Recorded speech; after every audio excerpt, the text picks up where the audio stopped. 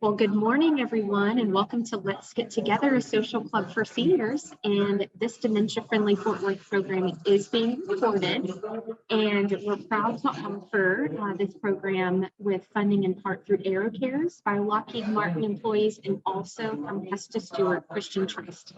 And I'm Heather, your host for today's program.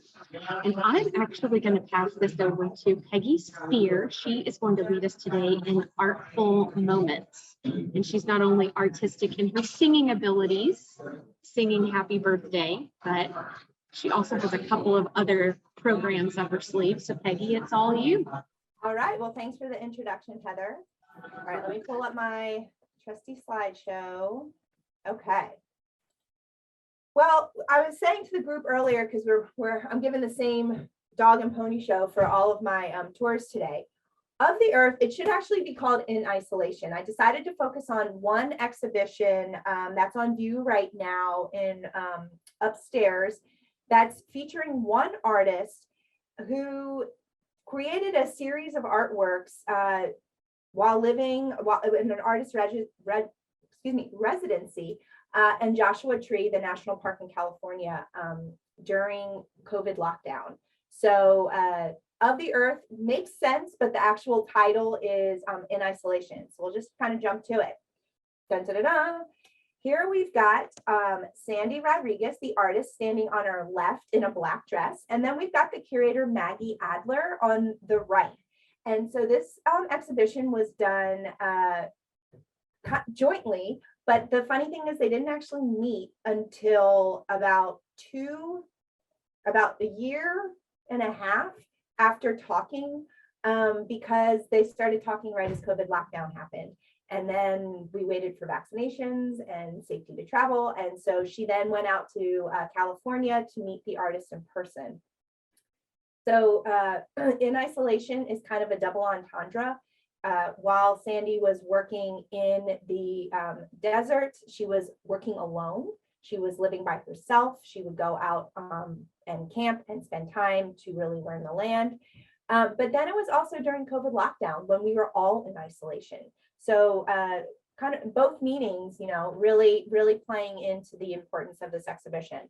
So the exhibition is behind these ladies. This is them again in the space. They had them a time with the photographs, taking these silly pictures. There's like Charlie's Angels pictures coming out of this later.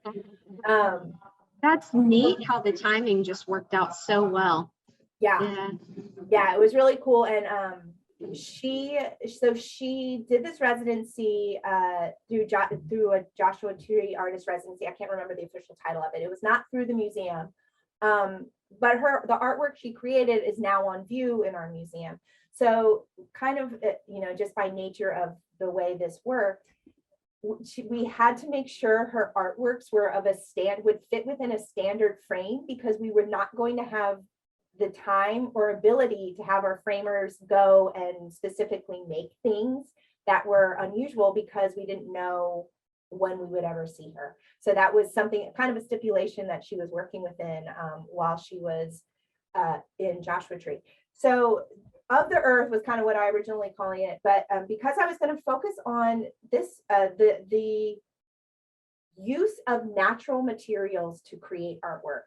Here you can see behind the artist two larger than life artworks. Actually, this is the size of a Joshua tree. You can see kind of the spikes, the leaves of a Joshua tree.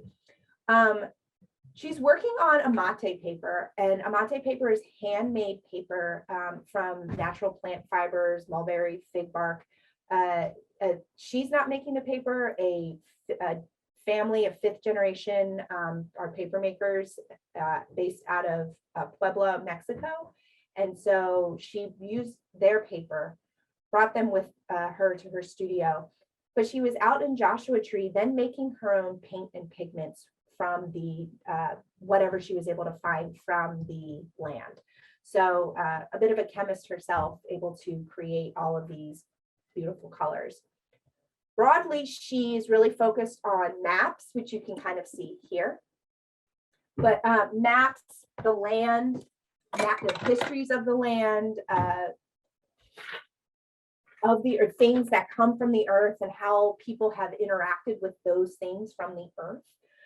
So she is integrating all of these ideas. She's really focused or really inspired by the Florentine Codex. Have you guys ever heard of the Florentine Codex? No. So it's a 2,000 plus page, around 2,400 page document that was created in the 16th century, 1500s, of by a Spanish Franciscan friar who was in Mesoamerica in what would have been Aztec land, writing about kind of the general history and interaction people had in that part of the world, pre-Columbian. So she's really influenced by what is written in that. It's talking about economy, about artwork, about mythology, religion, government, everything that basically encompassed life of the people in that that part of the world. It's considered one of the most important documents we have regarding pre-Columbian life. It's written in Spanish and Nahuatl, which was the language of the people living indigenous to that land. And it's called Florentine Codex because now it lives in Italy. That's the best version of it. It has nothing to do with Italy itself. But so she's using that that literature that was written during a pandemic, the bubonic plague, to really inform kind of the direction she goes when she's in the desert. So she is here. You kind of see a layout of what part of the exhibition looks like.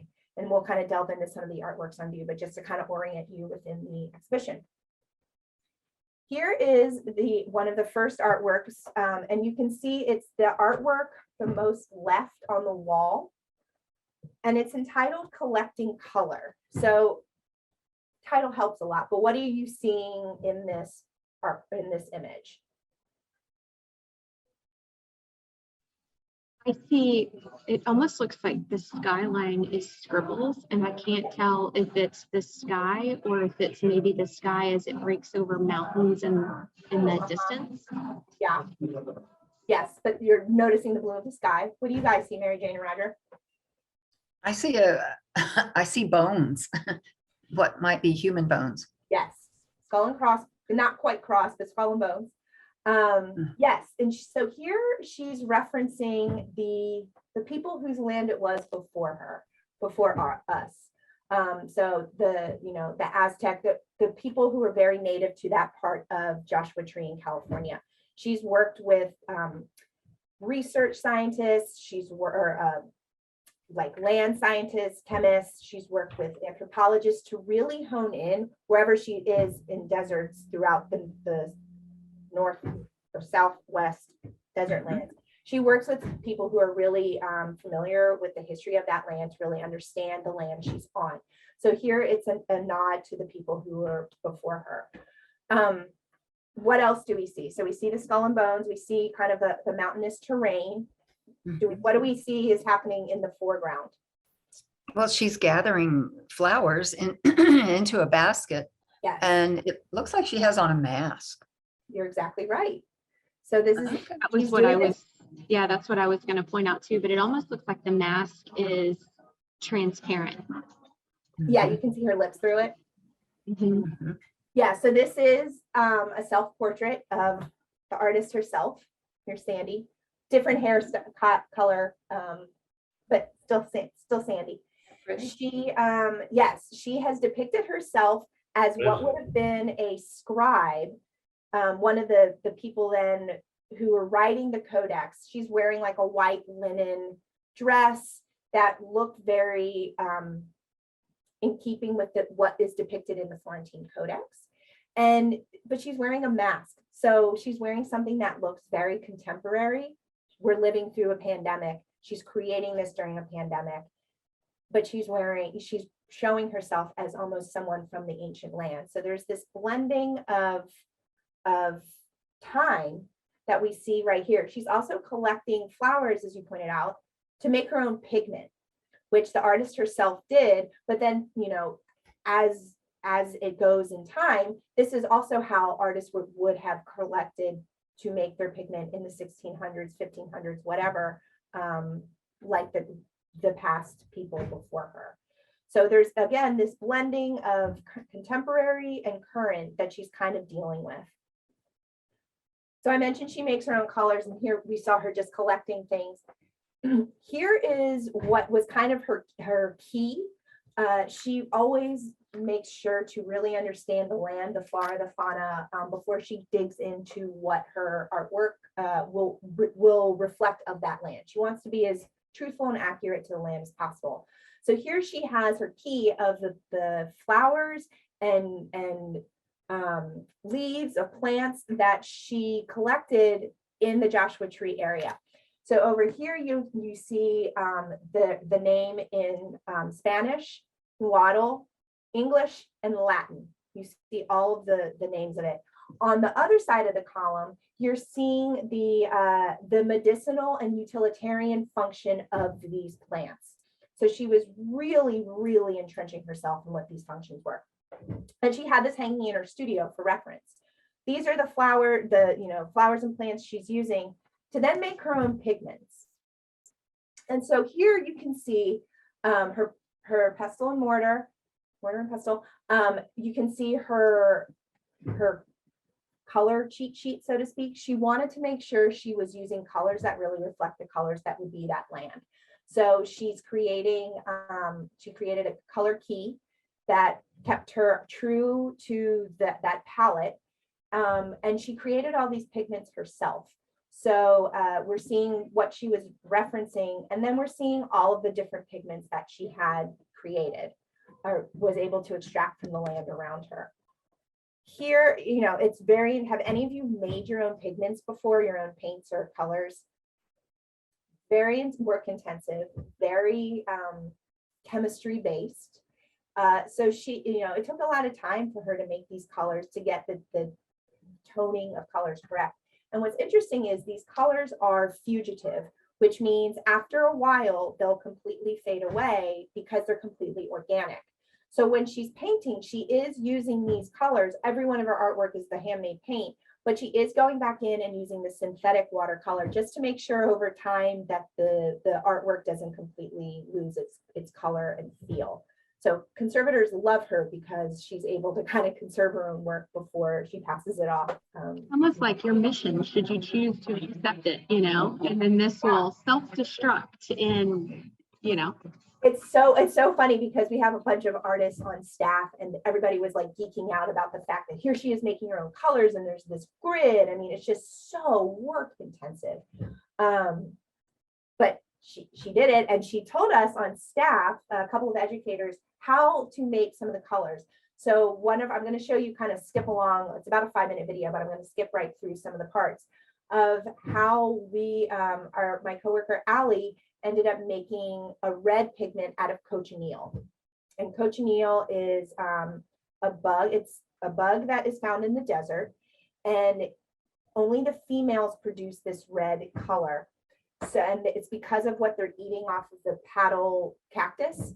And so when this was discovered in the 15 or 1600s, I believe, that, or probably even earlier, that this was a way to produce color. And of course, the people of the land knew this, but then when trade routes started happening, it completely changed the game for how colors were read. Oh, I bet. Yeah. And so lipstick is another thing that it was made. Makeup, it's completely non-toxic. It's helped, people consumed it. It's okay if it touches your skin. So this is something that she showed us how to make. So I'm just going to kind of skip through the video.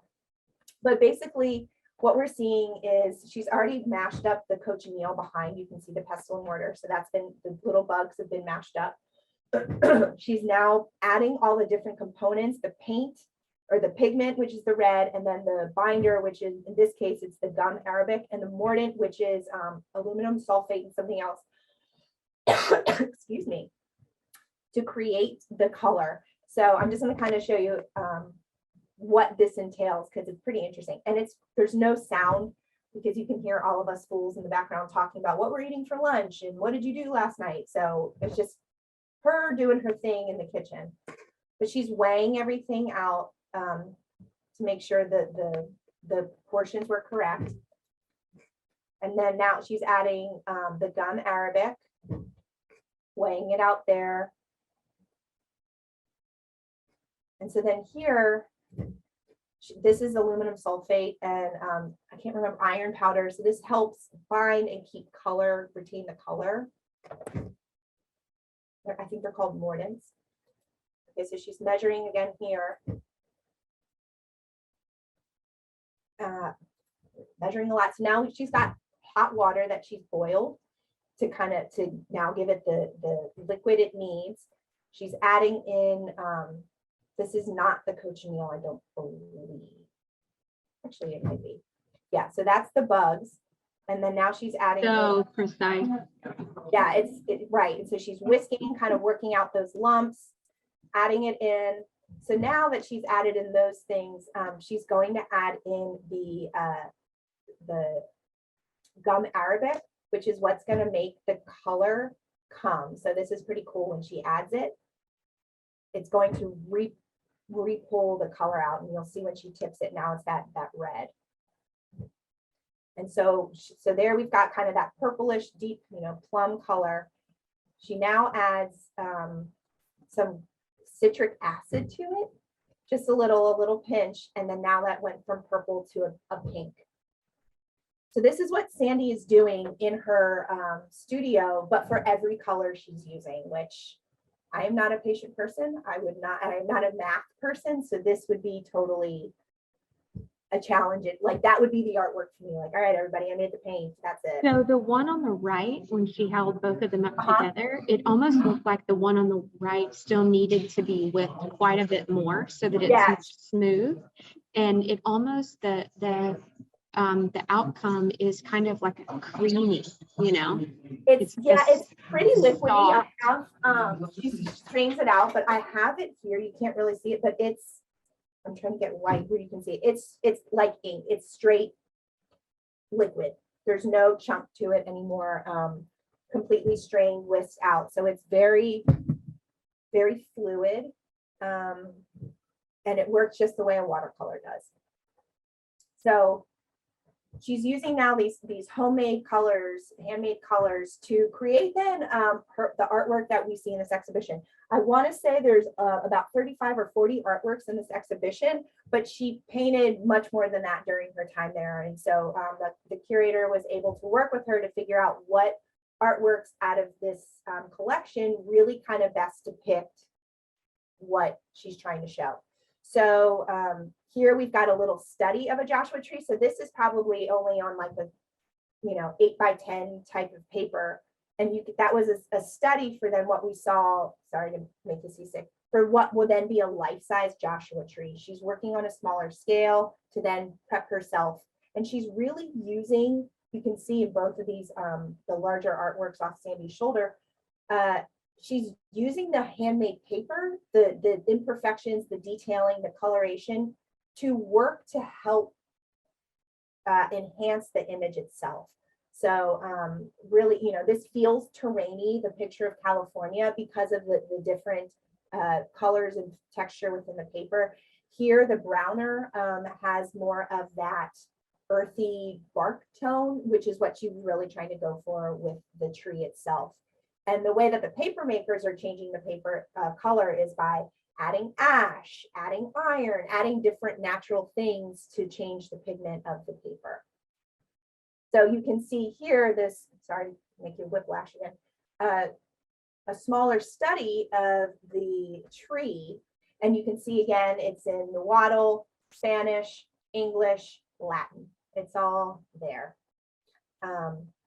To really reference all of the kind of the evolution of how people have gotten to know over time, the types of people that have gotten to know these pieces. This is the last artwork we're going to focus on, but she has in the exhibition a number of nocturnes that she painted, paintings that feature the night. She said that she herself is a desert person. She feels most at home in the desert. She grew up in San Diego. She lives in LA. The desert's a stone's throw away. So she often retreats into the desert to kind of for her recharge. And so the beauty, she said, of being in the desert is that there's no light pollution. You are able to enjoy the sky for the sky. And so this is really, the talking about the modern meeting the past, in the past, in 15th century, the early 10s, whatever, the sky was the entertainment. Everybody was looking to the sky. There were supernovas, they figured out seasons, everything hinged on the moon, on the stars, on the season, on the, how the earth rotated. So here we've got this reference to, what would have been in the Florentine Codex, how harvesting seasons work, things like that.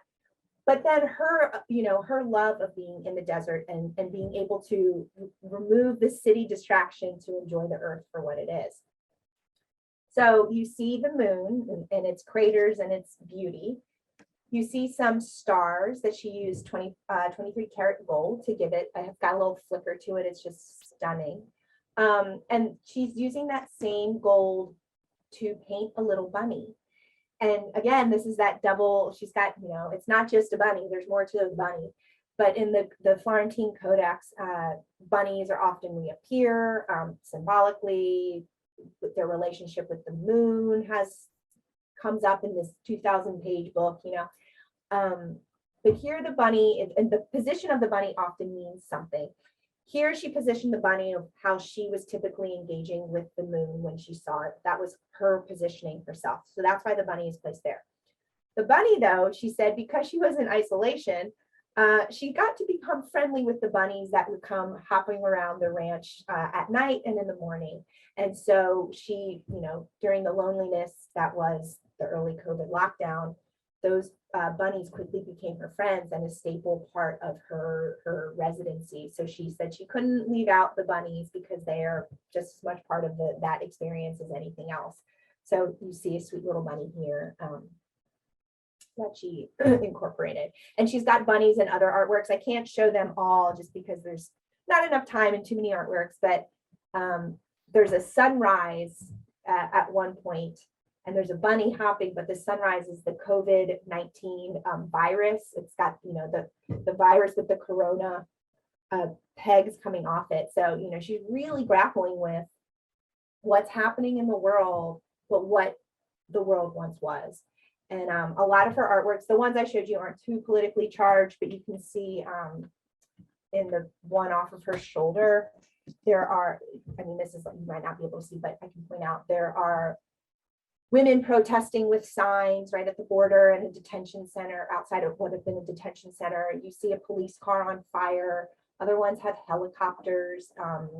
So she's really, this was, we're all watching the news during COVID, and it's dealing with police brutality, police resistance, building a wall, immigration, all of these things that we're kind of had a time to process, which in our before COVID life, you were hearing these things, but maybe not sitting with them the same way you were when we were all in isolation. So there's a lot of political undertone in these artworks that she herself was working through and continuing to work through as a result of this time alone. So I encourage you, if you are in town, this exhibition, I think it's up in either late April or early May. It's beautiful, beautiful, beautiful. So encourage you to come visit if you're in this neck of the woods. Okay, so it's there now. It is there now. Exhibit. Until when? I want to say late April, early May, but don't quote me on it. Yeah. So yeah, it went up in late December. So with this type, because it's watercolor, things can only stay up for so long before then they have to rest. Especially because this is fugitive paint, too much light exposure after a certain amount of time can start to be detrimental. So things will come down. Usually it's 6 months is what is the recommended, and then it might rest for 10 years or something crazy like that. So yeah, see it now before it might be in a drawer for before it goes into hibernation. Yes, or a time capsule. Truly, truly. Really. Yeah, that's just wild. And I'm sure that whenever you guys have someone who does the framing, it has like the UV protection glass over it and all of that, the specialty. Mm-hmm. Yeah, these are all glazed. You can see, or have the glass on it. You can see the the reflection off of it, that we are constantly checking light levels. We have curtains that go down in certain galleries. If the UV starts to get too high during certain times of the day, we don't leave lights on in the museum galleries, not or during open hour, or it's outside of open hours because it's unnecessary light exposure. These don't, but sometimes artworks have hoods where it's almost like a blanket you just put over, so there's zero light exposure when it's not on view during regular hours. So yeah, there's a lot Oh, of wow. precaution that is taken when artworks are on view and in Huh. store. Yeah, So So- super cool. that is happening now. I know Mary Jane and Roger, I hope you guys can come to the museum. I know we were seeing each other pre-COVID, so if you're feeling adventurous, swing our Yeah. way. Yeah, Um, we good. We might do that today. Well, perfect. We will be open. And today's Okay. Wednesday. I was gonna say we're open till 8 on, but that's Thursday. So anyway, yeah, so I will see you all next month. I don't know what we'll be talking about yet, but we will enjoy it. Thank you so much. Of That was so course. cool. And happy birthday, Roger. I hope you all have a really fun day celebrating him. Yeah, isn't thanks. that the truth? And then, Mary Jane, if you guys want to join us tomorrow, we're doing Texas. We have Texas winds coming in. Tony's playing the piano for us. So Cool. Good. maybe we can give him a tip in his tip jar and have him play happy birthday or something fun. That would be fun. What time? All day? At 1:30. I mean, I'm sorry, at 11:30. Okay.